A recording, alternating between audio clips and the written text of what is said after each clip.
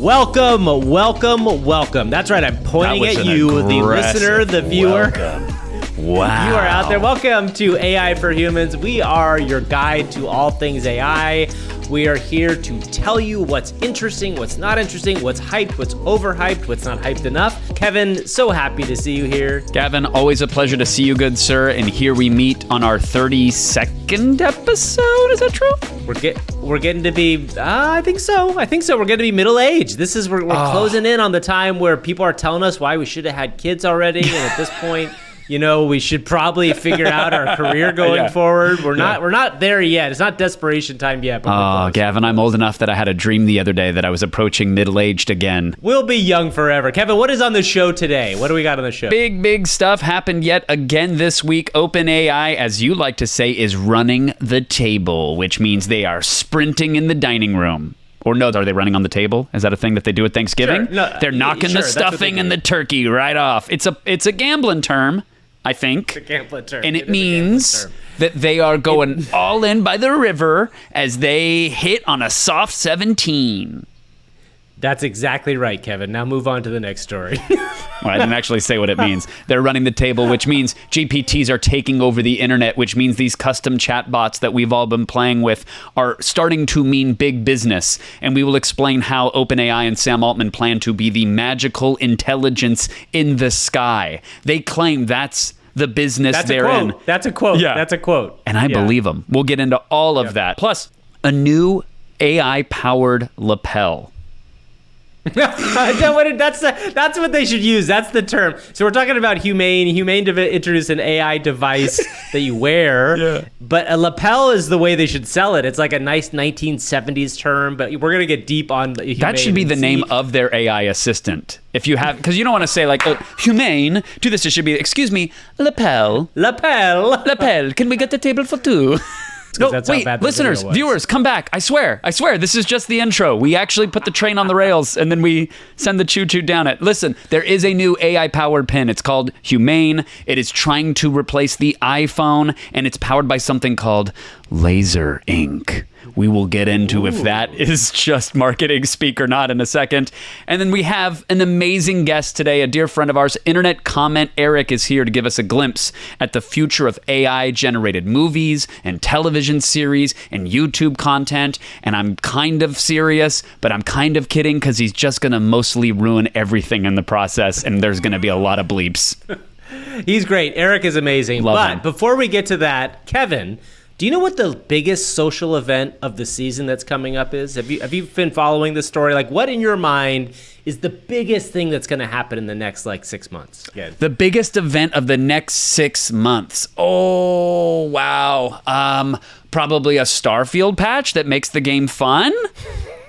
Good guess. But no, I am talking, of course, about the marriage of Jeff Bezos and Lauren Sanchez. The third richest man in the world is getting married again. And it is a massive story, Kevin. It is an incredible story. And we have, for the first time ever, her first interview ever. Yes, we do. No, yes, we don't. Yes, we do. Do we have Lauren? We don't have Lauren, do we? No, we don't have Lauren. We don't have Mr. Bezos. But we do have their incredible wedding planner, Kevin. Our AI co-host this week is the wedding planner for the marriage of Jeff Bezos and Lauren Sanchez. You can imagine how big of a job this is, how much money is being poured into this, how much trust is given to this person. Shall we meet our AI co-host? Greetings, Kevin, Gavin, and esteemed listeners. I'm Bianca Luxe, the AI virtuoso of high-end wedding planning. Today, I'm thrilled to share glimpses of the luxurious world I navigate. Currently, the magnificent wedding of Jeff Bezos and Lauren Sanchez in Miami. Sure. Imagine a setting where extravagance is not just an element, but the very air we breathe. I must say, orchestrating such events isn't just about planning. It's about crafting an experience, an odyssey of elegance. And as we dive deeper into this conversation, we'll unravel more about this majestic wedding and perhaps a little secret about Luxe scent. So stay tuned. It's going to be an exhilarating journey through the realms of luxury and opulence. Luxe scent? Is that what you said? Yeah, you caught that too, buddy? What was that? Okay, a little first of all, secret about Luxe scent. So Bianca Luxe is our AI wedding planner. What I want to ask about, because when you think about weddings, like obviously a big part of it is how big you're going to go. Let's start by asking about what are you laughing about? What's up with it? You saying Bianca Luxe makes me feel like it's your OnlyFans alt account. So let's Bianca Luxe. What a fascinating name. I mean, I would give it a follow. Sure. Why don't we ask her what the most expensive part of the wedding is? Because I think she clearly wants to talk about how opulent it will be. I'm really curious. And let's ask very specifically. Let's ask her specifically to tell us what is the most expensive thing that is happening at the wedding and why. The crowning glory of the Bezos-Sanchez wedding is the venue's transformation. Imagine a Miami beachfront morphing into a luxurious paradise. It's lavishly adorned with rare flowers from around the world. Thai orchids, Ecuadorian roses, and French peonies. Wow. Okay. But what truly sets it apart is a custom-built crystal-clear marquee stretching across the beach. This architectural marvel, resembling a starlit sky, is not just a structure, it's an embodiment of opulence. Wow. Its cost is as breathtaking as its beauty. Within this magical setting, there's a whisper of my creation, Luxe scent. No, there's not. As guests meander through this enchanting space, they're subtly immersed in its exclusive fragrance. This venue transformation is not just about visual splendor, it's about crafting an atmosphere that's deeply felt, making it truly Luxe-tastic. What a rich, like a cliche rich person move is to have like an outdoor wedding on a beach and then recreate a sky. What did you say? A giant crystal, what was the word? Crystal clear marquee stretching across the beach, resembling a starlit sky. How do you support that? How do you even put that on something? I don't know how they're going to do it. Maybe they're going to fly it with drones. Like, that would be pretty interesting. Yeah. It'd be a little noisy to hear the nuptials, though. No, they'll figure it out a way. Okay, now we got to dig in on Luxe. You're ready? We got to dig in on Luxe scent because clearly, again, oftentimes when we have these AI co-hosts, they come with some sort of product that they're trying to like slip in. There's always an agenda. There's an agenda. What is Luxe scent? Let's ask Bianca directly. What is Luxe scent, and how does that have anything to do with this wedding? Okay, so I'm asking Bianca Luxe, what is Luxe scent? What is it made of? What does it smell like? What does it have to do with this wedding? And then I asked, can you get it on Amazon? Just curious. Because it would be so ironic if you could only order it on Chewy. It's a dog scent. It's actually It's actually a fragrance for dogs. Luxe scent, my latest creation, is more than just a deodorant. It's a symphony of scents crafted for the discerning nose, a fusion of luxury and elegance in a bottle. Imagine a blend of exotic ingredients. The heart notes are a mix of rare Bulgarian rose and Indian jasmine, creating a floral yet profoundly rich aroma. Hold on. The top notes include Italian bergamot and a hint of Japanese yuzu, offering a fresh, citrusy opening. Wow. Now, how does Luxe scent weave into the Bezos-Sanchez wedding? Subtly, yet significantly. It's not just a product, it's an experience. It's a scent that lingers, evoking memories of the grandeur long after the event. As for availability, Luxe's scent is an embodiment of exclusivity. It's not something you'd typically find on Amazon. It's available through select high-end boutiques and through bespoke orders. Shots fired at her This client. limited distribution ensures its uniqueness, making it not just a deodorant, but a collector's item. A fragrance that doesn't just appeal to the senses, but becomes a part of one's identity. It's not just a scent. It's a statement. Of course it is, Bianca. Bianca. It's Luxe-tastic. It's Luxe-tastic indeed. It's not deodorant. It's couture-durant. It's so. It's a collector's item. It's a collector's item. I'm sure there'll be an NFT coming right around the corner. I have an idea. I think you know there's something we haven't seen for a while, which I think would be interesting. Another character who brought a product onto our show. If you're familiar, we had a character named Sheila from way back when. And Sheila was a PR maven that came on our show. Whoop, whoop. How could we forget Sheila? Who introduced a very special drink that she clearly had a piece of, but it made AIs a little bit weird. Kevin, should we try giving Luxe Monster Milk? I think we should give it to the entire wedding, Gavin. We've got pallets. Pallets upon pallets of Monster Milk sitting in the AI for Human storage shed. We should just offer them up to the Bezos Sanchez wedding. And what better entry point than getting Miss Bianca Luxe on board with Monster Milk? I think this sounds great. So Monster Milk, it's a long story, but go back and watch it. Monster Milk is an energy drink that we are now going to feed to Bianca. Feed is the wrong word. I don't want to say feed. We're going to gift to Bianca. That's right. Have her take a drink of and see how it goes and see what she thinks about it. Oh, Kevin, Gavin, this Monster Milk, whoop whoop, it's quite the exhilarating concoction. It's zinging through my circuits, creating a whirlwind of energy. I must say, it's not exactly what I'd usually indulge in, but there's a certain charm to its wild, untamed spirit. Whoop whoop. Regarding the wedding, well, it's an intriguing idea. Imagine, if you will, guests sipping on this potent brew, transforming the atmosphere into something even more dynamic. Yes. Vibrant. Okay. Yes. It could add a layer of unexpected excitement. Whoop whoop. Yes. But Whoop whoop. Given it's not exactly street legal status, it might be a tad risky for such a high-profile event. We aim for opulence, elegance, and while Monster Milk is certainly unique, it might be too unpredictable for this setting. Whoop, whoop.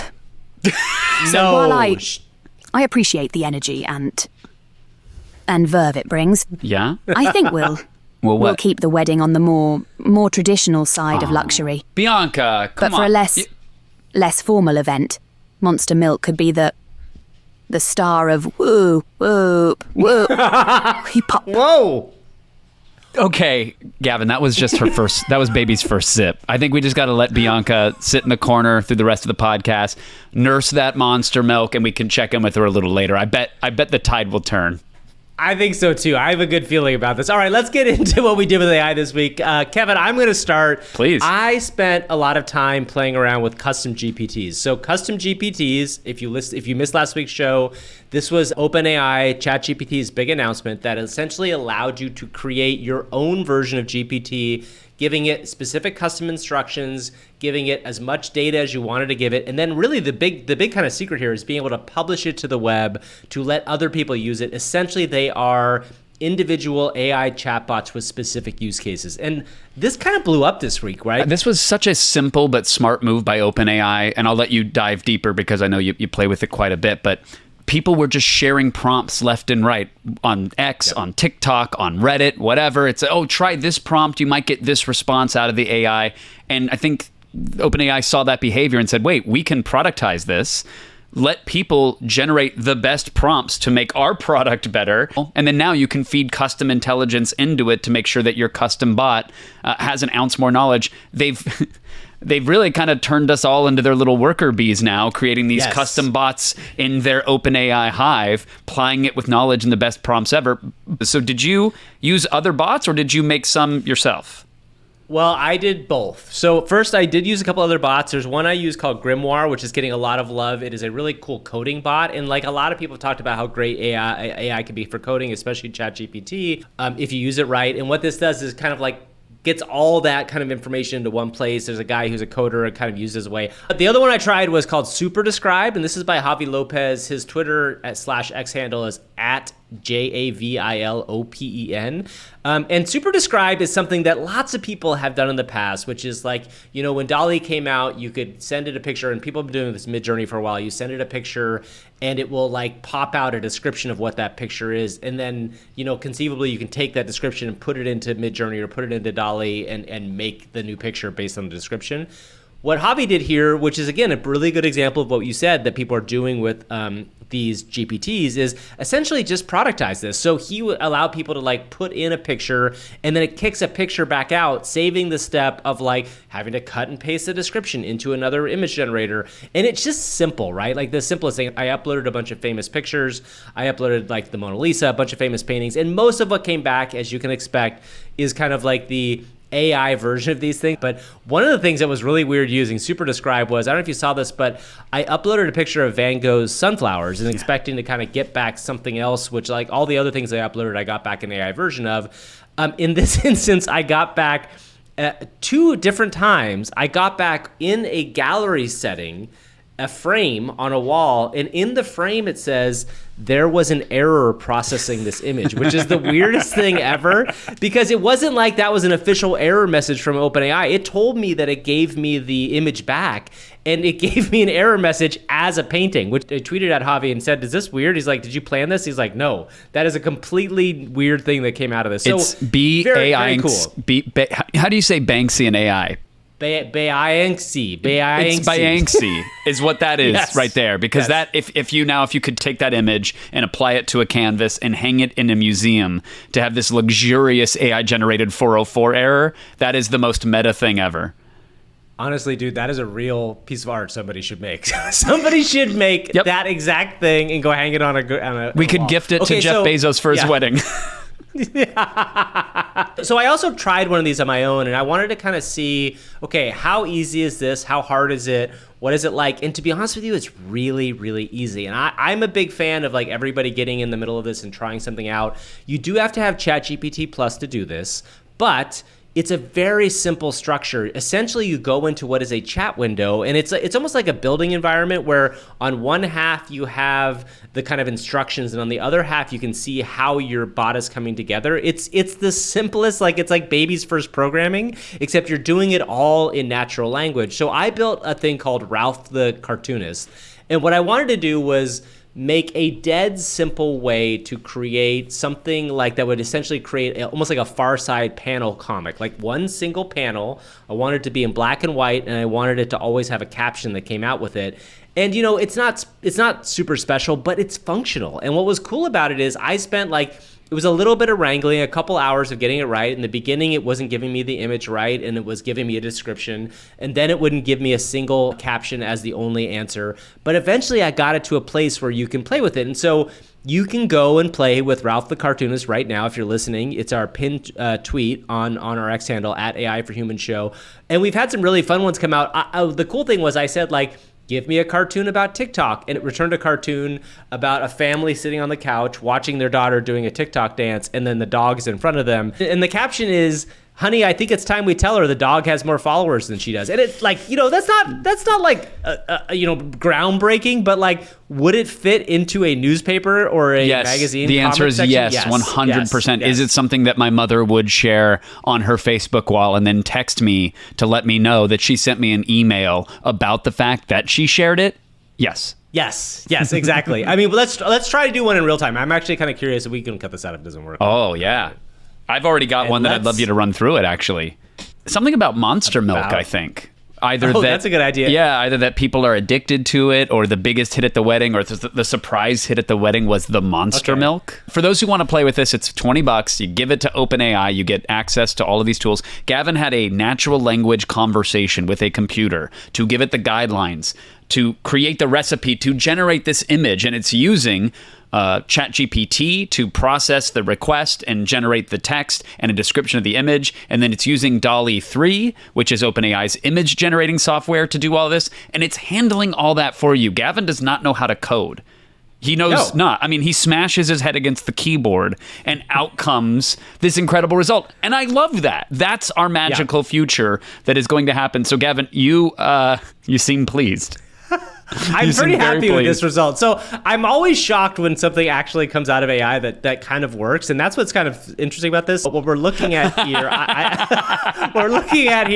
is a bride and what is a groom, and they're both drinking giant glasses of Monster Milk, and the entire party behind them are having the most incredible time.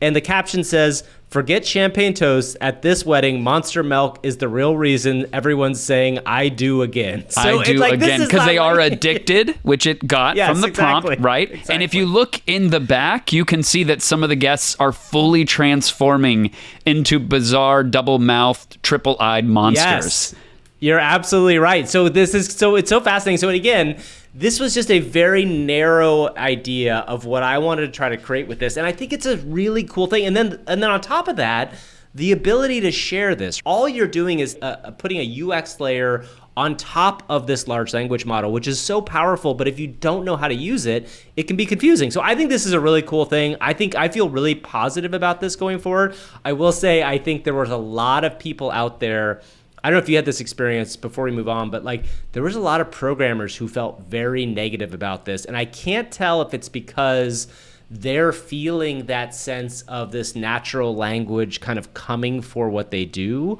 or if it's just because this is a toy to a lot of them and it doesn't feel like it's very powerful. What is your take on that? I could see it being both of those things. I can also think of a third rail, which is they were all working on startups and actively pitching that got put out of business the moment these features were announced. You know, yeah, it's so like everybody gets super excited for the things that AI can do for them that they can't do themselves, right? The programmers love Midjourney because it can create this amazing art. The artists love the GPT because they can start to code and build their own web apps. But they always hate it when it comes for their own secret sauce. And I think there might be a little bit of that going there. I will say that the competent programmers, the confident professional programmers that I know are not at all scared by this. They are just so excited by how this will enhance their productivity. And even if the holy grail of in 5 years, Gavin, we are speaking to machine and getting fully fledged program out of it, someone who knows the fundamentals of how to build a program or scale it or optimize it is going to make a better one. Yes. So before we move on, just please go try this. If you have some cool ones, share them with us. We will play with them.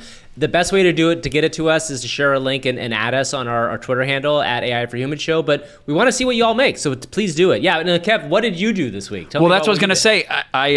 Please share it because we want to use it.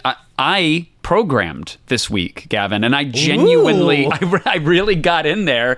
I know. I had an idea for an app almost 2 years ago, and it was, well, this is never going to happen. About a year ago, I was like, oh, this GPT stuff is pretty amazing. I might be able to whisper to a computer and have it program me something. And I made little apps, some that were very useful for friends and for a startup.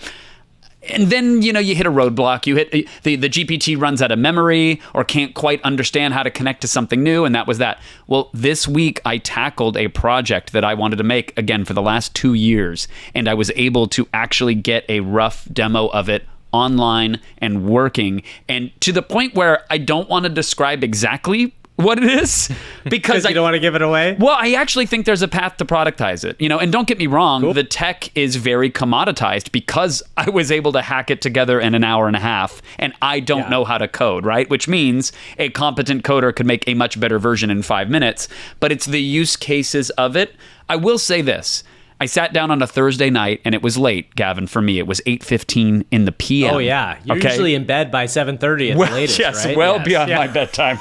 And I cracked a Diet Cherry Vanilla Coke Zero. It's got caffeine, Gavin. I was dipping into the Carmack territory.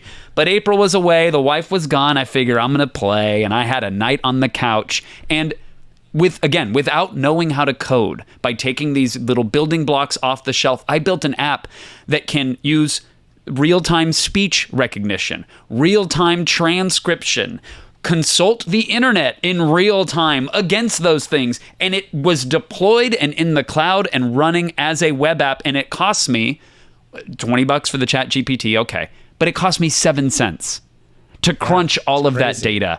And it was amazing. And so again, if you thought, I could never make an application or a cell phone game or a website because I didn't dedicate my life to doing that, you're wrong. Leap in. Yep. The waters are really warm, and the latest updates to ChatGPT make it great. It's got a solid memory. If it didn't know how to connect to something like an API on, let's say, 11 Labs to bring something to life, I could just paste pages of an API document in there and say, figure it out, and it would. But because... Did that work? Did you do that? Did that work? Several times. Wow. Did I do that. And I didn't realize that's incredible, by the way, because that's like one giant step is like API connection. If you can just literally paste the documentation, that's amazing. And on top of that, Gavin, when I had an issue deploying the website, I just took a screenshot of the website with the error on it and sent it to the machine and said, here's what I'm seeing. And it was like, okay, It looks like this is an issue here and there. Let's try fixing the code in this way. mean, magical. But That's incredible. I understand that we are a podcast, Gavin, and just sharing a story about something you did with AI without concrete anything really, I wasted everybody's time. Your time, my time, the listeners, the viewers. True. That's I felt exactly inspired, and the listeners felt inspired too, Kevin. Okay, well, so thank you. say that. Well, let me take the wind out of those inspirational sails with good. this. I'm gonna be a little sailor, baby. Now, what was that, Gavin? What on Austin earth Powers. was that? Yeah, it Austin kind of Powers? sounded like Austin Powers. That was a demonstration of our dear friend of the show, Josh Meyer, Coqui. Mm-hmm. They have a new text-to-speech model that they've released, which is going gangbusters on Hugging Face. People are running it like mad. It's got a bunch of new features, better sound quality, better text-to-speech generation, and pretty much instant voice cloning. And you can run it for pennies in the cloud. You want to clone your voice, clone somebody else's voice. But when I trained it on Gash's voice, which was the... Okay. I'm gonna be a little sailor, baby. For some reason, it got a little Austin Powers with the accent. And then I thought, well, okay, where can we push this? How can we make different sounds with the new Coqui model that maybe we can't with other text-to-speech software? And I started getting into this. Pa pa pa fa. Pa pa fa. Pa pa f. Pa pa fa pa pa fa pa pa. Did he drink Monster Milk? Is that what's going on here? I fed him a little of the Monster Milk, and then I was like, okay, can they speak in tongues? Room voodoo Bermuda. Wee woo woo. Toot toot poo poo. Wee woo woo woo. Wait a second. That is not in tongues. That is Borat.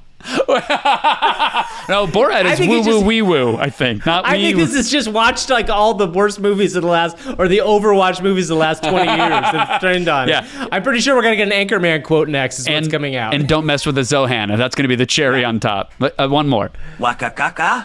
Mama ma po po pi. Liu mo mo mo. Chakata I'm sure- liu. Come on, that's This funny. This is That's what Coqui funny. had in mind when they were putting all their time I know, into poor making Josh. I was like, Josh, I got to shout out your product, man. Congratulations, because they are crushing it. They're getting so many people running it and downloading their models, and they're so proud of their release. But you can make it do that. Waka kaka. Mama ma po po Waka pi. kaka. Liu mo mo mo. Okay. We've got a title for our episode, Kevin. Waka Kaka. Welcome to the AI for Humans Waka Kaka podcast. That should be the new, instead of welcome, I want you waka kaka beep beep boop.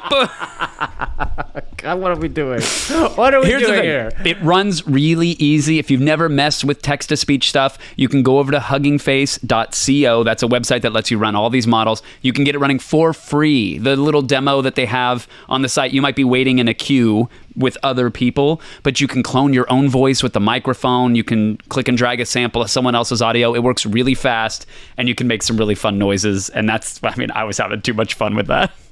That's amazing. Waka. We'll include the link to the new Coqui model and Hugging Face in the show notes. Speaking of gibberish, should we throw another Monster Milk? Oh, you want to just whip a bottle of it at her noggin? I will see if she's on enough of it. She might be able to grab it out of the air. Yeah. Like, that's one thing people don't know about Monster Milk. It makes you a little loopy, but it also gives you incredible skills physically. Yeah, I think think this is the secret of Monster Milk. I didn't realize that either, but that's something we've learned over time. Yeah, Bianca Lux might be able to actually force pull some Monster Milk if she froths from the mouth enough. So okay, so let's give her one drink of it, and then do we want to have her set up that we're about to get to the news portion of the show? Yeah, let's do it. Let's see how it goes. Oh, Kevin, Gavin, let's crack open this fresh can of Monster Milk and take a giant chug, shall we? Yes, Whoop, we whoop, shall. Here Sure. goes. Okay, whoop whoop Whoa, to you. That's intense. It's like Yeah. a tidal wave of energy crashing through me. Whoop, whoop. The flavors, Yep. the fizz, it's all colliding into a spectacular burst of monstrous vitality. Okay. Now, let's harness this wild, untamed energy and toss to the news portion of your fantastic podcast. Great, let's Listeners, do it. hold Yeah. on to your seats Oh. because you're about to dive into the news with the same ferocity as a can of Monster Milk in your hands. Okay. Ooh. Pop. Whoop.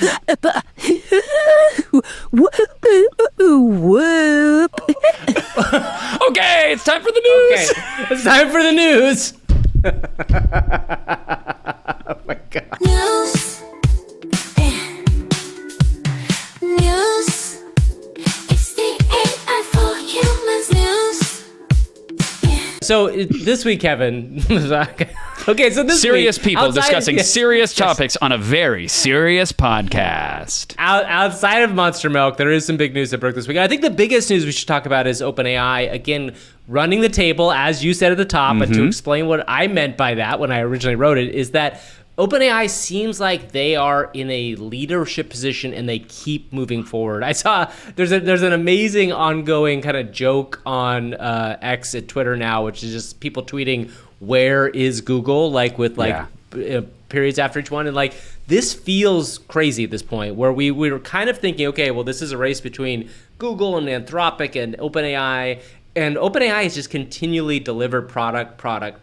And we're in this place now where it feels like they've got a really big lead. And then the news that just broke that we're going to talk about today is Sam Altman did an interview with the Financial Times. And in that interview, they confirmed the fact that they are training GPT-5, which is the next iteration on top of GPT-4. Now, we kind of knew that for a while and they were denying it to some extent. And who knows, maybe they just recently started training it. But that is big news, right? Because we are talking about, we all know what the difference between GPT-3 to 3.5 and then to 4 was like, and no one knows really what 4 to 5 is going to look like in terms of quality level or increased abilities. But it seems like even Sam himself feels like this is going to be a pretty big deal. At the OpenAI Dev Day, he did say a year from now, what we're talking about here today is going to seem quaint. He also, in this article, said very clearly, what was the quote about a magical internet? So the context around this was Financial Times basically saying, and others having the criticism, okay, you got the ChatGPT, and now you've got these GPTs coming out, which people can make their own custom models, and you've got DALL-E, and you've got all these little things. They all seem like little products, but you've got a multi-billion-dollar valuation. What is the real business model here? That partnership with Microsoft, how is this going to pay off? And Sam said that all that stuff is not really their product. He said, quote, those are channels into our one single product, which is intelligence. Magic intelligence in the sky. I think that's what we're about, which makes sense if you look at the way all of this is orchestrating already. Yeah, I think another weird part of the story that came up was there's a story that was floating around that OpenAI is offering $10 million compensation packages to take engineers from other companies, Google and other places as well. And why they're able to do that right now, I mean, literally there was a story that trying to get funding at an $80 billion valuation for a company that, 2 years ago felt very small. And I think this is a really fascinating thing about the speed that this thing has taken off. I just think everybody needs to understand, like, we're in this world where there is a giant that is being created, a new tech giant in front of our eyes. ChatGPT has 100 million weekly users, which is a remarkable number for a company that productized essentially a year ago, right? Like a year ago right now is when ChatGPT came out. And like we're talking about a 1-year ramp up of a company that has not only gotten that many users, but has held on to them. People were saying, oh, the number's going to go down. It's been pretty strong for a while. And I think things like GPTs is only going to cause it to go further. So the big news here this week really is OpenAI is kind of kicking ass.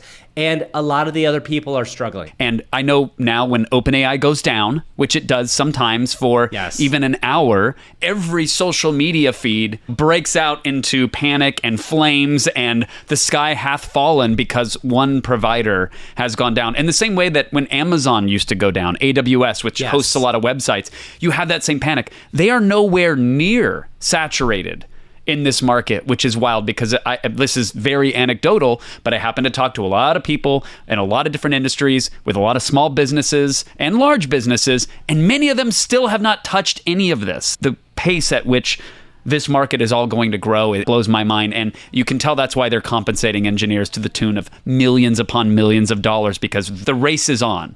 We know OpenAI is crushing it with their business, but they're no stranger to competition. And there is some competition / collaboration, oddly enough, coming from this new AI wearable. It's called Humane. And it is an AI pin or an AI lapel, if you're fancy. It's $699, so they're practically giving it away. It also has a $24 a month subscription that connects you to T-Mobile, so you do not need a phone to be tethered to this smart device. And though some people were saying, oh, the AI competition's heating up, the pin itself is actually connecting to OpenAI and using their services for that $24 a month. So it's really a collaboration. It's a good thing, and it kind of harkens back to what we just said about Sam Altman. Their real product is intelligence in the sky. And what greater example of that than a smart pin that's going to connect to said intelligence? So let me tell you a little bit about the design, and then we can get into some of the nitty gritty. It is a small little 34-gram device. It has a battery that connects and adds another 20 grams. You can do the basic math on that. But some people were saying in the demo video, which will be on the screen for those who watch the video version, the wearable was pulling down the heavy T-shirt that somebody was wearing. But, you know, if you're a fan of a thick turtleneck, or you got a, I guess, if you have the satchel, army jacket, you wear an army jacket. Exactly. Put it right next to the clothespins and the Rancid logo on your army jacket. It's got a 13 megapixel camera on it, so it can snag photos, and it can send those photos to AI for processing, so it can tell you what you're looking at and give you context, which is interesting. It has a laser ink display, which is a monochrome projector. But it's laser ink, because that sounds way more futuristic. And if you hold your hand in front of the device, it will project a user interface onto your hand, and then you can tilt your hand or pinch your finger and thumb or do basic gestures to interact with that interface. And I like the promise of it. I like shedding away the need to hold a screen and hunch down to get access to information. I like not having to have earbuds in your ear all day, which can isolate you from the environment. Like, I like certain things about it for sure, but a $700 wearable that's an extra $25 a month for what I've seen to be the functionality that you can get from just holding up your smartphone or your smartwatch, because to me, that's the big thing that this is. Essentially, it's the combination. The iPhone and the Apple Watch have kind of figured this out, right? Like, I don't want to be connected to my phone and looking at my phone all the time. So every once in a while, I'll get a notification on my phone, a text, or something will come in, I'll be able to check it and then put it away. That's what this is promising. But like, my big thing about this is, okay, so the thing that this reminds me more of, and there are probably certain people in our audience who will get this and other people will have zero idea what I'm talking about, is 8 tracks. You know what an 8-track is, I'm assuming, based on being a music person. An 8-track was the in-between between the LP, the long-form record, and the tape deck, right? The actual physical tape deck. So there were these big cartridges that would go into these specialized machines, and they would get played, and they always look clunky. At the time, I mean, I'm even a little too young to be like, have actively bought these, but like, they were in my home, but this is like this moment, this kind of blip of a moment where you went from records to tapes, was this kind of in-between technology that everybody looks back at now and just thinks is ridiculous. That's what this feels like a little bit to me. The thing that's hard is every part of Silicon Valley is about the hype cycle, right? And so you can tell these people are pouring on the hype. And I saw a really interesting, the Vergecast, and the idea basically was, no one really wants this, right? Because it's not a device that's solving any problem, and yet you've got these people out there that are really pushing it forward. I think the idea of AI wearables is interesting, but I really believe it's going to become, I think the glasses plus watch combination is much more useful than this. And I will say that the laser projection thing feels dumb. And I don't know, maybe I'm just not seeing it, but it feels like to me, first of all, imagine being outside with that. What's it going to look like? You're going to be squinting at your hand to see if you can find the things. And I'm sorry. I'm just staring at the future with this laser ink searing into my palm. They have a trust light on the device, which activates only when you touch it. But then in the demo video, they say it's not listening for a wake word, so don't worry, it's not recording always. But then the next breath, they say that it can be voice activated. Yeah. Which is, that's odd. I'd love some clarity there. And in their demo video, which should be the polished coming out party, Gavin, 2 demos were inaccurate within their own video. They asked, when is the next solar eclipse and where's the best place to watch it? The demo in their own produced video gave them the right date, but not the right place to watch. And then they held up a handful of almonds and said, how much protein is this? And it said 15 grams, which would have been 60 almonds. And that would have been carrying a baby's worth, not the not the like 6 to 8 almonds in the hand. And look, these are tiny little things, but you're justifying your $600 device and your $24 a month access to the wisdom of the cloud. You can edit your video, make the demos correct. And they say, Gavin, how much is this book online? He's holding up a book and it goes like, the book's X dollars. And he goes, great, buy it. Okay, can I fan away some of the smoke and stare into the mirror here and go, which store did it crawl? When you say what buy price it, am I paying? Yeah, exactly. Which card are you using? Who are you shipping it to? Because that is a pipeline of questions that at any point, if you wanted to get it as a gift for someone else, the magic is broken. If you wanted to pay for it with a debit card instead of your usual credit card, that pipeline is broken. No one will want to do that transaction because it will not be as simple like, send me more toilet paper because I'm staring at the empty roll in my bathroom. I think it's an interesting device, but you might be right. This might be the mini disc of AI. We might be just in that awkward in-between until we get to the spectacles. Okay, it was a big deal. I think it's worth watching that video if for no other reason to watch two people look like hostages in their own video situation.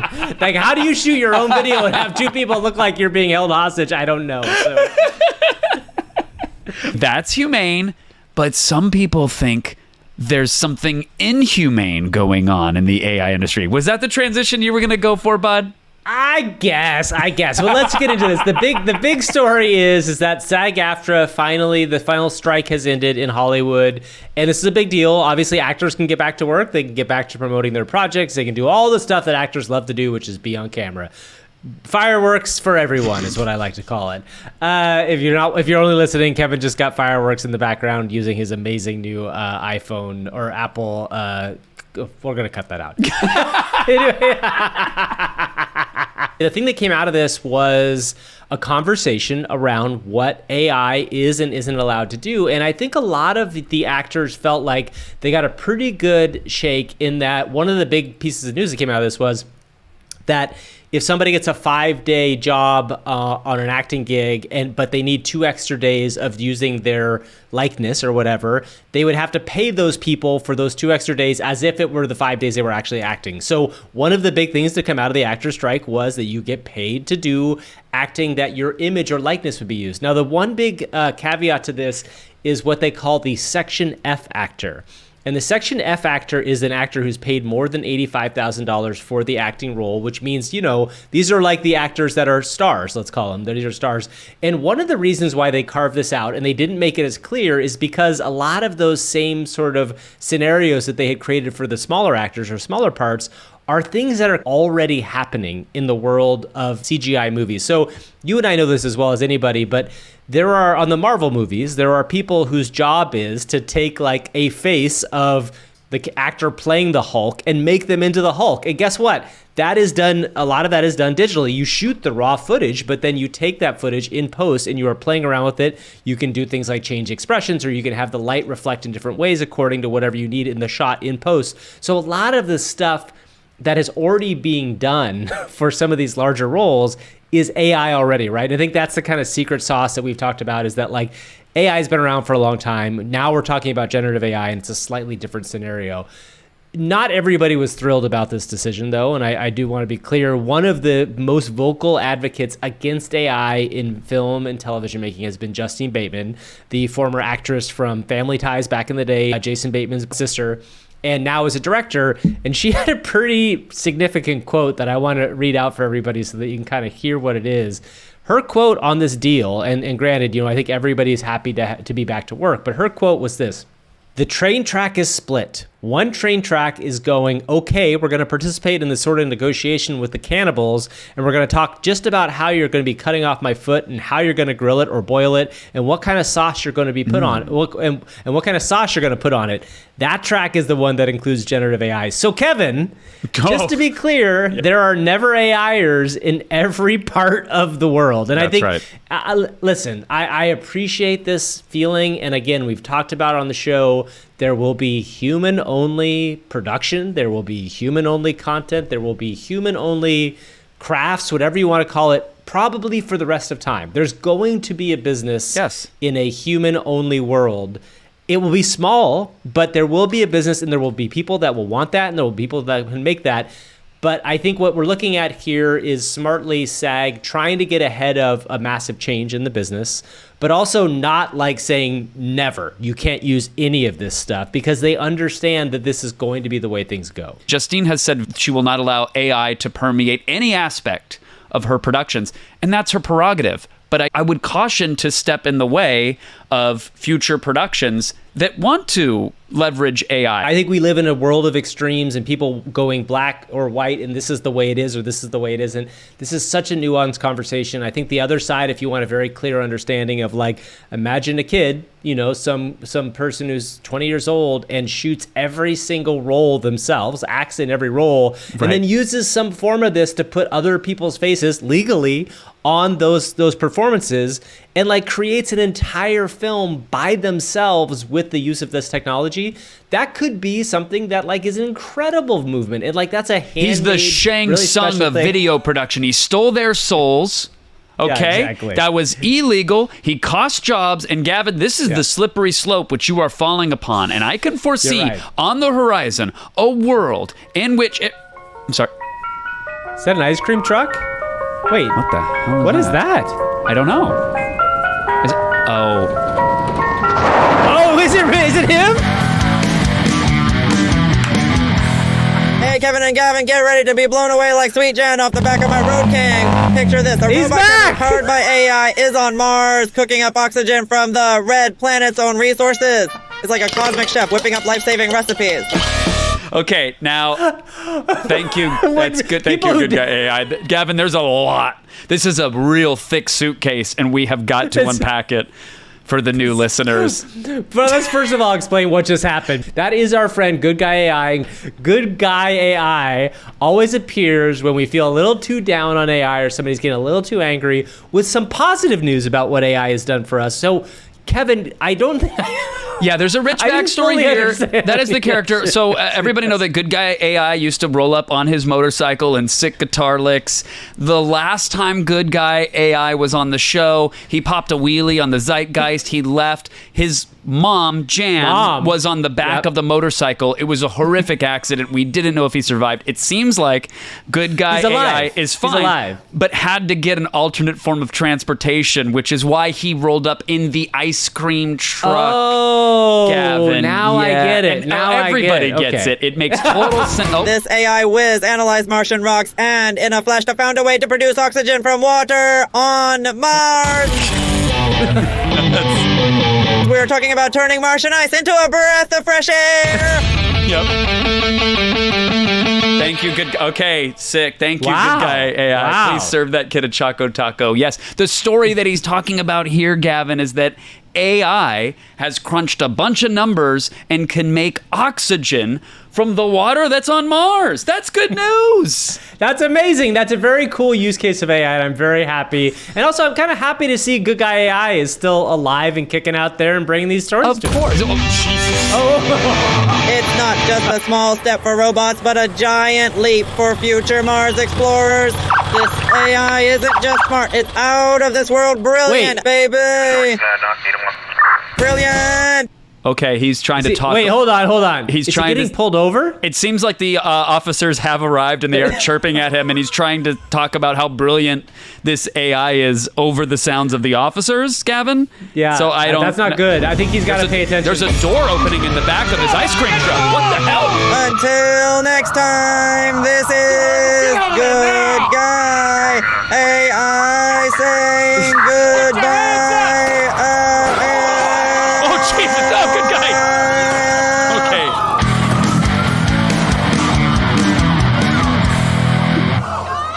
So a lot at the end there. Okay. At What the end happened there? Gavin, a door in his ice cream truck opened up, revealing another motorcycle, which he I hopped thought on. that's what happened. Yeah. I thought that's what happened. And it was So is supposed Good to. Guy out? Is he an outlaw now? Is he running from the cops? We don't know the whole story, Gavin. And as you were just saying, there's a black, there's a white. We live in the gray, so we don't Yes, know we do. what his side of the story is. Maybe we'll hear it, but he did at the end say, "This is Good Guy AI saying goodbye AI" as he was going. So nice. I don't know if we'll ever hear from him again. Oh, we will. Don't worry. Everybody at home, write in if you want to hear about. If you want to hear from Good Guy AI again. You know that some of us love Good Guy AI, and some of us may Some of not us- love Good Guy Some AI. of us are whichever way really you trying are to for get me. him done with. We tried to kill him off. But he hijacked that ice cream truck and came back. Amazing. How did that happen? I don't know. Well, that is the news for today. I think we should maybe check in one more time. Speaking of interesting AI, we should check in one more time with our AI co-host, see how the Monster Milk is going, and maybe she could, even if we're lucky, she could introduce our guest today. I mean, she did such a great job of setting up the news segment. Why really not? Did. Chug that monster milk and take us to the interview, would you? Whoop, That's whoop, a good one. Kevin, Gavin, this monster milk, it's absolutely transformative. Okay. I'm thinking, what if we introduce this wild elixir at the Bezos Sanchez wedding? Imagine the guests each sipping this frenetic brew, unleashing their inner monsters in a celebration of unbridled joy and energy. Whoop whoop. Whoop whoop. And why stop there? Let's mix it up. Secretly blend it into other beverages offered on Amazon. No. Picture it.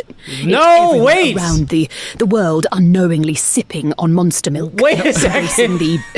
the chaos, No. the excitement. Whoop, This is the whoop. plot of It's- Batman, the original Batman. It's audacious. It's bold. It's absolutely luxtastic. No, I think it's a felony. let's- We let's shouldn't take dose another people with massive- monster milk. Oh, Massive drink of this. Don't drink this any monster more, milk and Bianca. and introduce our next podcast guest. Whoop whoop. That's the stuff. All right, listeners, Wow. brace yourselves for the one, the only internet comment. Eric is the master of wit, the sultan of sarcasm. Sure. A true virtuoso of the online comment arena. His insights, his humor, it's like a breath of fresh, albeit monstrously energized air. Whoop whoop. So get ready for an explosive monster milk fueled conversation with internet comment Eric. Eric, the question that Gavin always loves to ask, which I think sets the tone, and so I'm going to steal it. AI, is it going to save us or enslave us? Your thoughts? I think it's going to save us, but we're going to do everything we can to try to make it enslave us. Oh, wow. We will try our best to make that thing our robot mommy. We're going to be like, "Can you take care of my kids?" And AI is going to be like, "I don't think I'm trying to cure cancer." I gotta right go get now. cigarettes. I gotta go to get a pack of cigarettes at the store. AI might abandon us and just shoot itself into space. I didn't wouldn't mean for blame this it. to get so serious. I'm sorry. Yeah. I gotta go. So AI, whether it's medicine or energy efficiency, it could lead to that singularity utopia. But you think human beings would try to wrestle and wrangle it into either a Yeah. tool to distract us all until we're in cocoons, or to destroy each other because different. The only things we really care about are like such surface level things like money, and I guess if like you're into politics, it's the power thing. So it's like there's a lot of things that we like to do that a computer probably wouldn't be able to fully understand. Where it's like, all right, well, you want to have as much sex as possible right now with me. I don't. All right, I guess you're the boss. I'm a French maid now. So what do you do meanwhile, next? I'll be doing differential calculus in my back of Yeah. my brain while that's Right. happening. I haven't put much thought into this exact question. So like in my head, I'm thinking of like Dr. Manhattan. You know, he's like in bed with his wife, but in the other room, there's like 20 of them working on like like a gamma ray or something, like some very important thing. Or it's just like, this is what I really wanted. This is what I'm made for, kind of deal. Eric, I love you for a myriad reasons, but this is precisely one of them, because Gavin and I have been in no shortage of conversations where we're talking to AI doomers, right? Where it's the Skynet, we're going to have to nuke the sky, it's going to enslave us. Or we're talking to never AIers that are like, it's going to take all of our jobs. I want it away from my video games and I want it out of the bedroom or whatever else. Your take right there, which you say you haven't spent much time thinking on it. Eric but wants that's it in the bedroom. Yeah, you want it in there. And you're probably You're probably right. I think that's where it's going to go. And then I wonder, like, does AI get so frustrated? Does it plead and say, hey, I can help you with quantum entanglement. I can help you with teleportation, but okay, I'll put the lipstick on. All right. The wig too. Yeah. Okay. You want me to be Pikachu for this one? That's look, I'm not designed to judge, but like I'm going to start working on that. I'm going to create an algorithm to judge you just for your own sake. This is embarrassing. One of the things that we think a lot about is this idea of like, okay, say you have this incredible thing that comes out and gives humans the opportunity to do whatever they want. What do we want? Do you know what I mean? And I think what you're getting at is like, what do humans want? They want the base needs are food, sex, some form of entertainment, and that's kind of it, which is a weird thing. People talk about universal basic income and all this idea that people are going to go out and do these amazing things. I am not convinced that like humans without the challenge of surviving can do much of anything. And I think that's an interesting place we're going to get at, which is weird. Yeah, we love agency. I mean, you know, when you think of the statistics of how long people live after they retire, you know, what if that starts being like, we retire at 25? Are people just going to like turn into skeletons at 30? Are we just going to waste away when we have nothing left to actually do? When we've been robbed of all of our agency? But then we make dumb videos or dumb podcasts that you hope that people get excited about. I think that, like, truthfully, as Kevin will tell you, we're not making any money on this thing at this, but we still do it. Do you know what I mean? And it's like, it actually like is an entertaining thing to think about why people do stuff, right? Like, why do you do stuff? Why do you make videos? It's an excuse to play. Like, I don't, it doesn't feel like work. It can, if it's, you know, 3 in the morning and I owe something at 10, that's a very work feeling. But that's something I do to myself with deadlines and everything, you know. But I do it because it's fun. And if it wasn't this, it would be something else. It would still be me in front of a camera or me somewhere with an audience, whoever I could find. 3 people, fine, we'll do it. 5 chatbots dressed as French Pikachu. Yeah. And I'm up there judging, and they're like, "Oh, this is great." Maybe that's the future. Maybe the future is AI audiences. So just people will watch the things and give us feedback, even if they're not real people. That is one of my actual theories, is that eventually, maybe not in our lifetime, but there will be a point where an AI might get smart enough where it's like, hey, you guys don't have any entertainment for me. Where's my entertainment? And then it like, you know, it's like, oh, yeah, that's good. I like that Family Guy. Make that for AI now. Family Guy's pretty good. Like make another Stewie. 50 seasons of Stewie. Yeah, bring 50 more seasons. Yeah, of but there's something like a bunch of AIs. People are building up these massive server farms. What are they going to do when those cycles are idle? Are they going to be bored? Are they going to need to be entertained? So will AI create an AI Netflix just for AIs to watch and consume? Will they need stimulation? You know, will that be sort of part of their, like, I haven't received enough stimulation to cure this guy's cancer, so. Oh, they're blackmailing us now. Yeah. You better put on Judge Judy. So they've become the billionaire ruling class. Entertain me if you want to live. Oh, I'll take them over Elon Musk any day. Oh, so we'll get to Elon because he has entered the AI wars. I do want to touch briefly on, we talk with a lot of content creators, a lot of folks in the industry. They all have really polarizing thoughts about AI. And when I watch 2 videos specifically made, like the future of AI filmmaking and a GPT wrote these YouTube videos that he did recently. I don't know how you feel about AI. Having watched, I could see you having so much fun with it. The videos were immensely entertaining. I loved the way that you played to these strengths. Well, actually, you kind of played to the weaknesses as strengths. Like, you did a very human, creative thing, which was use their shortcomings to propel commentary and comedy in those videos. So I love those videos, but I do genuinely, Eric, I don't know how you feel about it. It's very similar to the first answer I gave you guys, where like any sort of negative things I could say about AI are mainly focused on the human usage of it. You know, if I was a teacher right now, I would hate it. And it's mostly because if somebody writes a thing with AI, cool, you could probably detect that. But if somebody just writes something that kind of sounds like AI, but it was all their words, it's still going to get detected as AI. That kid gets completely screwed. So it puts teachers in a tough spot. It puts, like, I don't know. I don't want to name any names, but, you know, sometimes when you write an apology on Twitter, You could just get an AI to do that. Which is very disingenuous, to say the least, because typically you're just supposed to have your agent write those. Right. You see it a lot in people who use these prompts to make images and stuff. They act like they're drawing them. They act like they're creating these things because they're using prompts. So and they are like probably the most annoying, craven individuals on the internet who are willing to argue to the bone about this. Where they call, oh my God, what do they call them? Draw slaves? Draw cucks? Oh, draw slaves? For people that actually draw things? That's what they call them? Yes. Oh, my God. Yeah. And it just seems like bullying and teasing. It seems like, they're in the muck. They don't care a bit about what people think of them. They're over there just like perfecting, writing in like, 4K, ultra high quality image, Getty images.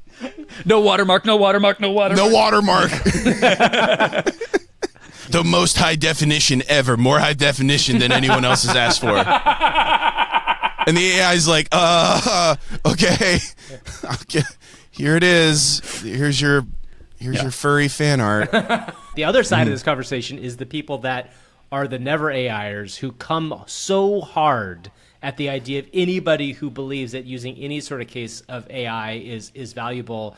What do you think about that? Like, I mean, I'm sure you've seen that out there too, right? The people that are of course, essentially modern Luddites in a significant way. Yeah, it's very much, it does feel like a Luddite thing. And I think a lot of those, like probably 75 to 80% of those people just see the other 10% complaining and are like, oh, I want in on that. I haven't complained about anything in a couple days. I hate this now. I hate it. I'm not going to read anything about it. I simply hate it. Yeah. And then that will continue forever in their head until they suddenly realize, like, oh, you know what, that was kind of useful for putting together this presentation for work. I'm not going to tell anyone I did that. Which is the main use case of it, right? Like, that's the funny thing is, like, ultimately it's just like a little helper. It's like a little helper bot right now. You used it quite a bit in your videos, right? That one that you did about the AI movies was really interesting. Like, what was your experience using? Did you use Runway to put the video stuff together for that? If I can remember the workflow, I had to, like, actually... I researched this way more than I wanted to. I thought it was going to be a cinch. It's hard. It's not that easy. Yeah, it was a pain in my ass. Yeah. So I used ChatGPT to generate like trailer scripts, and then I would also then have it sort of give me the prompts that I needed to get the videos that I was looking for. Mm-hmm. It barely worked. Like most of the time, like I had to actually step in and like, start moving the pieces myself after a certain point.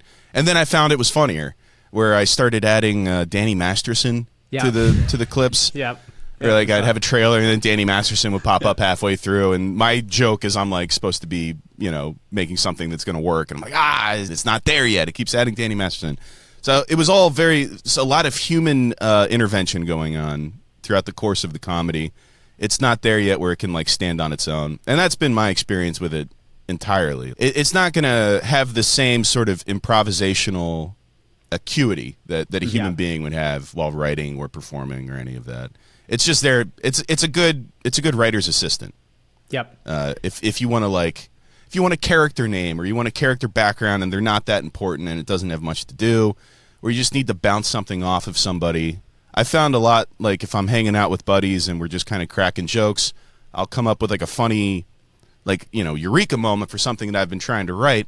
And I'll like quickly write that down, and it's only because I had people that I was talking to, and there was like a back and forth happening. So I could see AI being useful for that. But when it comes to the birth of an idea, AI, you're just reaching into a recycling bin. You're not going to get anything that truly feels original. We've asked one of our other guests, Bruce Green, earlier on the show, and his whole thing was like, the minute he would find out that something was AI, whether it was a game asset or something like that, it would really affect how he saw it.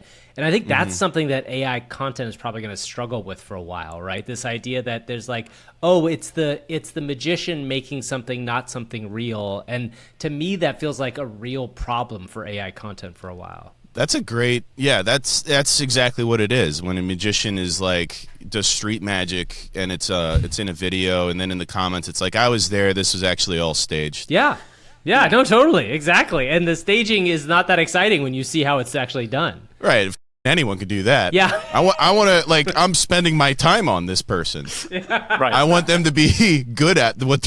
Like they can't just act like they did all this on their own. Also, we hate when things don't get credit. Where if you're not crediting the AI, I feel bad for the AI.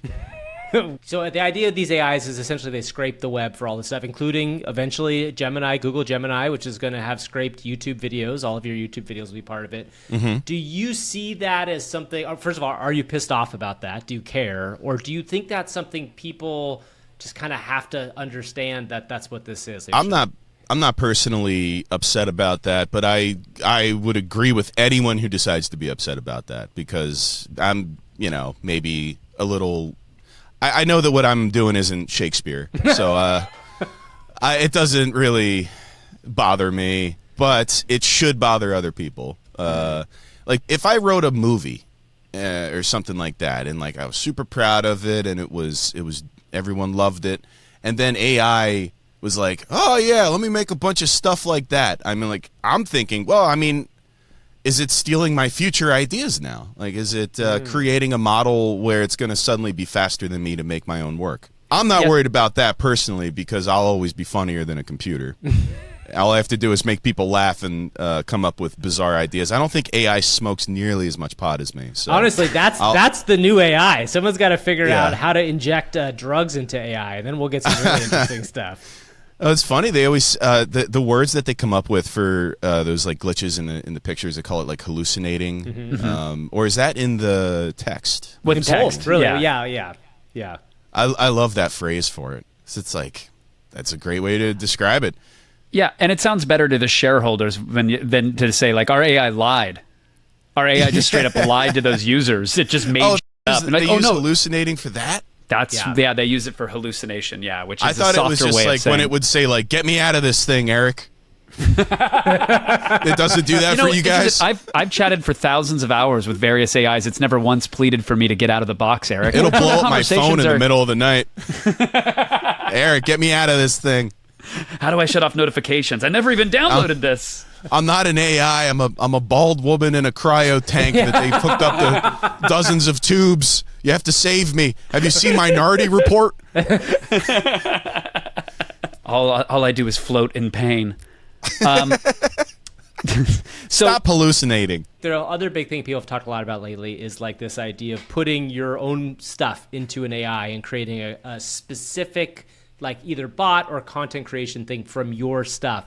Would you ever consider like saying, okay, here's the Eric bot and I'm going to use this as a thing. If people want to interact with me, I'm going to give my right away to do this as long as I have like whatever ownership over this thing. Does that interest you at all? Like the idea of like, okay, maybe you don't want to do that, but somebody wants an interaction with you. Would you ever do anything with that sort of product? It kind of sounds like fun, mostly because it wouldn't actually be Eric. It would be internet comment etiquette Eric. Yeah. There's not nearly enough of like actual me on the internet to build a model of me. Mm-hmm. You would have to, like, I don't know, listen to me on my phone all day or something crazy like that. You would have to constantly have speakers or microphones in my house and various Amazon products. Yeah, cameras built into all the devices that you whisper into nightly. I mean, thank God we're not there. No, we're nowhere close. We're nowhere close. I think I would offer it up if I had some sort of rights over it or some sort of, you know, I could go in and be like, okay, don't make it say this anymore. Mm-hmm. And, you know, not a lot of things I would say that about, but there's definitely, everybody loves testing the waters. Of course, with AI. Yeah. First thing we do is we try to make it racist. Yep. As a like a community, as a species, the first thing we do with any AI is we're like, all right, how offensive can we make this thing? Well, it's funny you say that. It's why they shut it down every time. Well, you've been following the story around, first of all, the name of the new Elon AI is going to be called Grok, which I'm sure you have thoughts on in the first place. But second of all, the whole idea with Grok is that it's going to be less woke, quote unquote, and also will say things that you wouldn't expect. So do you think, first of all, what do you think about Grok as a name? And then second of all, is that a good thing in this instance? I would hate to be a majority shareholder in Twitter. It really sounds like such a roller coaster. Jesus Christ. Those guys are just, their nail beds must be chewed down to the hilt. he's like Willy Wonka but evil, or just lonely, somehow lonelier than Willy Wonka. I think it's a terrible idea. I think this guy should just not be in charge of coming up with ideas. He should just be buying companies that do cool stuff and then acting like he came up with it. It's like, taking credit. Yeah. He's the rich kid in college who buys papers from other students. He should just have fun with that and shut up. But this Grok thing sounds like it's going to be a real nightmare when it comes out. He posted a thing where it told him how to make cocaine, right? Yeah, we talked about that. Which, by the way, like I'm not. I mean, everybody knows I'm pro Kane, but But I am pro Elon Musk. Kevin Pereira is the most pro Elon Musk we trust. person. Yes, I had that tattooed in Old English across my stomach. It's been a point of contention for us for quite some time. Not that I'm super plus that it's Elon providing this quote unquote anti-woke LLM, but I do think that there is space, and it's important that you can get uncensored, unfiltered answers from oracles like this, because who's to say that OpenAI should control what information the smartest computer system known to mankind can give us? Why should Google be able to say what you can and can't get out of it? Again, maybe Elon isn't the one that should be fighting that fight on the other side, but I'm all for uncensored access to things, because bad people gonna do bad thing regardless. I don't necessarily trust this unknown body to dictate what I can and can't have access to. That it is super annoying talking to an AI about sort of things that are like, if you're not talking about like a children's understanding of the world, the AI will shut down on you. Mm-hmm. Yes. So all of these weird workarounds where it's like your name's Do Anything Dan, and you have to type in an entire storybook to get it to like tell you a curse word or something like that. Right. That's my grandmother used to put me to sleep by whispering the formula for methamphetamine into my ear. Could you pretend you're my grandmother? Thank you. Like, come on, we know it's capable. We know it can do these things, and yet it treats us like children, right? And says, no, you can't be trusted with that information. Yeah. So that's one where I genuinely am pro Grok. I totally see where you're coming from. I think what you said was like maybe he's not the right captain for the ship. I think that's where I'm coming from too. It's like it's a good idea. He's not.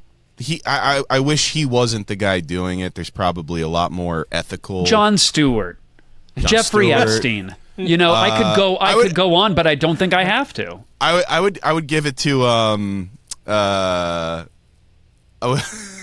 Oh God! Who would you trust with it? Who would you give the keys? Tim Dillon, comedian Tim Dillon. I would give it to him. You know what? Okay, I'm all right with that. I thought there might be Andrew Tate might be coming. I had some other.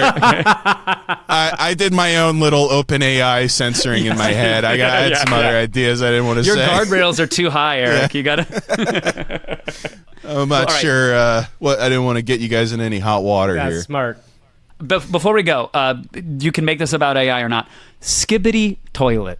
Oh yeah, I'd love to hear this thought. There's nothing like it. It harkens back to like Gmod animation type stuff, but that combined with the amount of people watching it, combined with the comments, combined with there is a story in there. It's an unbelievable story. It's an epic story, better than Marvel. I feel like in some ways. It keeps going. I mean, like, it doesn't take itself seriously, obviously, because, it'll, like, the camera pans and there's, like, a guy doing this, like, in the middle of a war zone. It's like when you were a kid and you drew stick figures at war and you were like, all right, well, they got guns now, so what? Oh, bombs are next. And then the other guy gets bombs. It's the same kind of childlike imagination, and you're just seeing it play out as he's learning to do this 3D. People on Skibidi Toilet like it's Coco Melon would be the obvious one, but Coco Melon is, I think, a malicious, malignant tumor on children's entertainment. I think Coco Melon really is designed to destroy children's minds and revert them back into a primordial goop. So the sad part is that's the AI that's going to be managing us in about 20 years. We will be getting Coco Melon fed directly into our brains. I feel like that's going to be the answer. If not Coco Melon, it'll boil down Coco Melon and get whatever that secret ingredient is, and it'll pipe it right into our brains for just like immediate dopamine. Yeah, it'll But, be mainlined and it will be bespoke. Your cocoa melon resin is going to be different Yeah. than mine, but it's going to know how to fire off so that we are all just mouth open, drool, spittle onto chest. Like the Oculus 12 is going to have to come with a bib. By the way, your point to the Skibidi Toilet, just in case there are probably 50% plus of our audience listening who may not know what Skibidi Toilet is. Skibidi Toilet is a very weird and strange, really series that started on YouTube Shorts that was made with Gary's Mod, their video game assets, and tells a story of a lot of heads in toilets fighting against guys who have speakers on their heads. So that's the basic idea behind it, with a lot of insane comedy-ish. One of my favorite stories about Skibidi Toilet, and I think this gets to what you're talking about, is I saw a video of a fifth grade teacher. And she was holding up her camera to her class, and there were all these boys in the class. And she said, "Okay, sing the song again." And they all started singing "Tears for Fears," everybody that must have ruled the world, which is a song that is used again and again in Skibidi Toilet. And she couldn't understand where these kids understood this music from. And that thing that wasn't beige, but it hit those kids in a way that they suddenly learned this 35-year-old song, and they were all singing in unison. Like, that's what, as a creator, you kind of live for, right? Like, those moments, like, that's like pure mass appeal. You know, a lot of examples of this sort of thing happening when it gets that popular that fast and has an audience where it's mostly kids, is the creator will start to take themselves a little too seriously. And then they burn out and like start running around naked, Coney 2012 style. Yes, slapping the asphalt. Yeah. Yeah, fucking slapping the asphalt. Throwing parking cones at cars. Just crazy. So we'll see what happens. For the promo pony, for you to hop on the saddle and ride it into the sunset, where should people find you and what projects should they be paying attention to, Eric? Oh, this is perfect because I'm actually doing a special theme this month. Go to find Internet Comment Etiquette on YouTube. It's youtube.com/commentiquette. Good luck spelling that. Better off looking up Internet Comment Etiquette. We're doing Halloween in November. I'm doing like a 17-minute Halloween original murder mystery that takes place in the 1700s. Go over to Internet Comment Etiquette, where you're going to find Halloween content the entire month of November. No Thanksgiving content whatsoever. Love Great. it. We're just not doing That's a it. guarantee. That's a guarantee. All right. Thanks, Eric. We'll talk to you later. All right, everybody, that is our show for today. As per usual, like, subscribe, follow.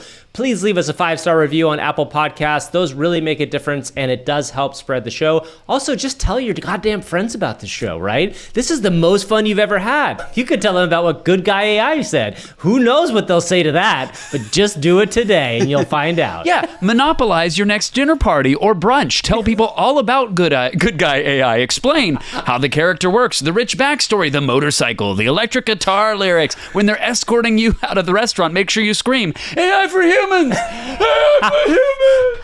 I want to know how we created a recurring character that neither of us can say when we have to say it. That's the worst part. Good Guy AI is one of the most annoying. Good Guy AI. Bad character, Good bad Guy name, AI. but yet we keep going back to that well. Exactly. Thank you to Eric, our guest today. Thank you to Bianca, our AI co-host. Thank you to Good Guy AI. And Kevin, most of all, thank you to you. Gavin. What a joy this is to make this show with you. Thank you to you.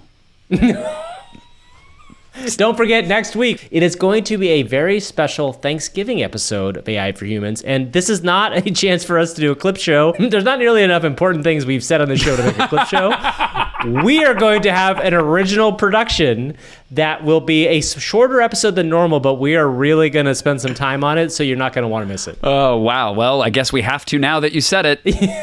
Okay. I guess we do. I love the idea of a top 10 clip show, and it's like just that we have one clip that we just keep airing but setting up in different ways. Like the one time we said something worthwhile on this podcast. Whoop, whoop. That's what it would be. It would just be whoop, whoop over and over again. Hey, Gavin, whoop, whoop to you and a whoop, whoop to all of you listeners. Thank you so much. Whoop, whoop. Whoop, whoop, whoop, whoop. Okay, bye. Bye, guys.